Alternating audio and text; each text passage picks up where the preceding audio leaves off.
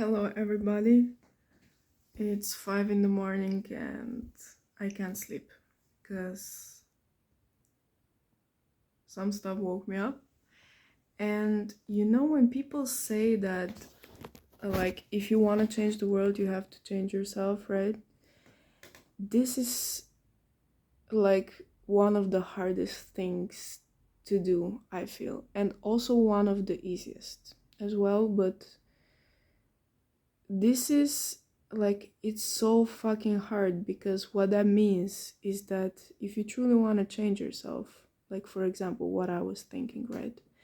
If someone talks disrespectfully to you, is my video gonna catch up? Or I guess it doesn't want to catch up. If someone talks disrespectfully to you and you are a people pleaser, you are scared to you're scared of people disapproving at you, like it's gonna be so fucking hard to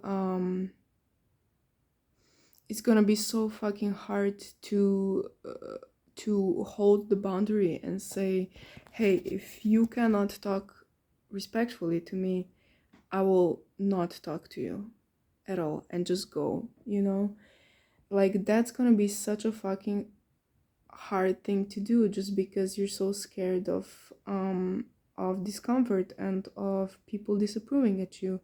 But it's also a thing you need to do not only for yourself, which people will say like you're so selfish for doing this, but also for other people, because you are showing them how they treat you. So you are, if you do this, they will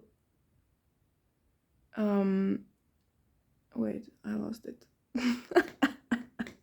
I lost it because I just got a message that I want to read. Yeah, you're showing them how they should treat you, and you're showing them how other people can allow that other people treat them, right?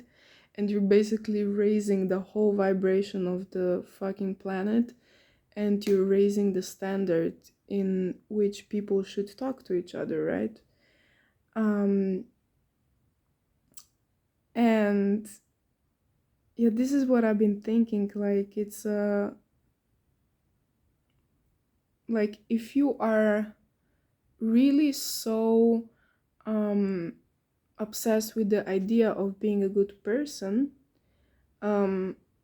which I really learned this recently, that the guilt,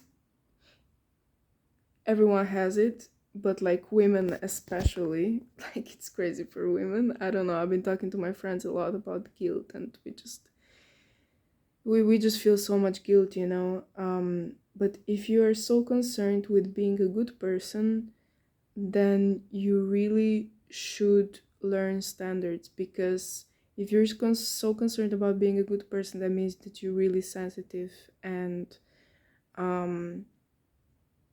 the thing that you need to do is a really hard fucking thing, because it feels counterintuitive, because if you're a people pleaser, your whole world is like turned on the outside, like caring about people, caring about their needs.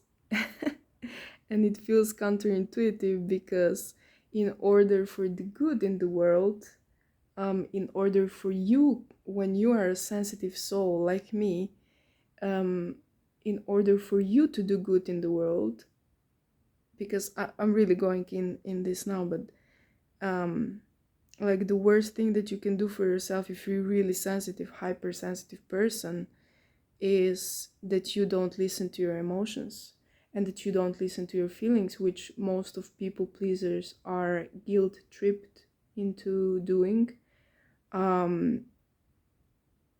But that's the worst thing that you can do for yourself. And most of the people that I see that are numb and really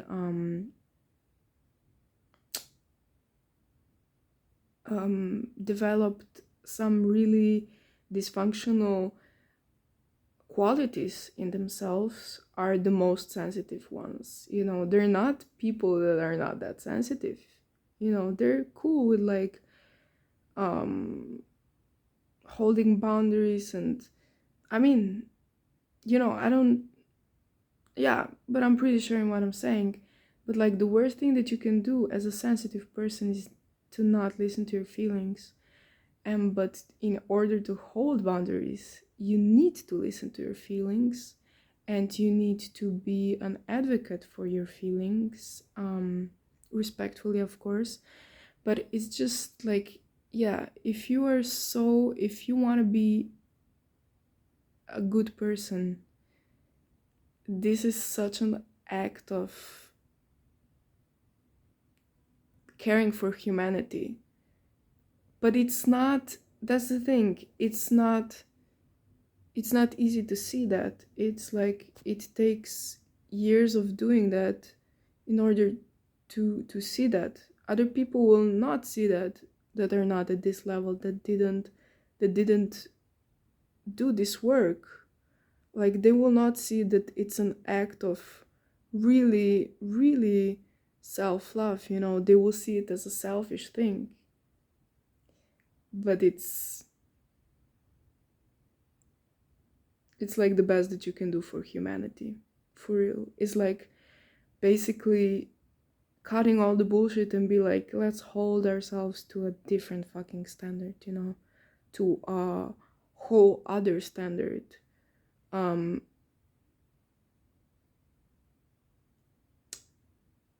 Yes, so this is what I wanted to share. Listening to your intuition and listening to your feelings. Wait, what did I write? I wrote something really good in my diary. It's really important to live in touch with your feelings, because if you're not in touch with your feelings, you're losing the touch with yourself, right? Our feelings are, they're the most what we can be in touch with ourselves, right? It's the core of who we are. It's always been, right? I mean, I honestly it's science and everything that also animals have emotions, but they're on a different vibe. Animals, they're living different lives totally, you know.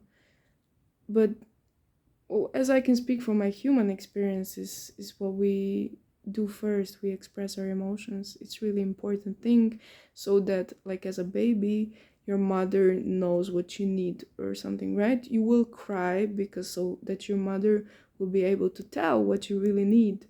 So that's what our inner children are doing, right? They're crying, so that we know what we need, right? And I do that a lot. Like I ask my body, what do you need? What do you need? Because sometimes I used to overthink, like, why am I again have this feeling and blah blah blah. But now I just ask myself, like, what do I need? Like, feelings will always be there. They will always be there, no matter how much work you do on yourself. Like, you can't erase feelings. And it's, if you're a sensitive person, it's really important that you, like, for all of us to really listen to your feelings. But if you're a sensitive person, yeah,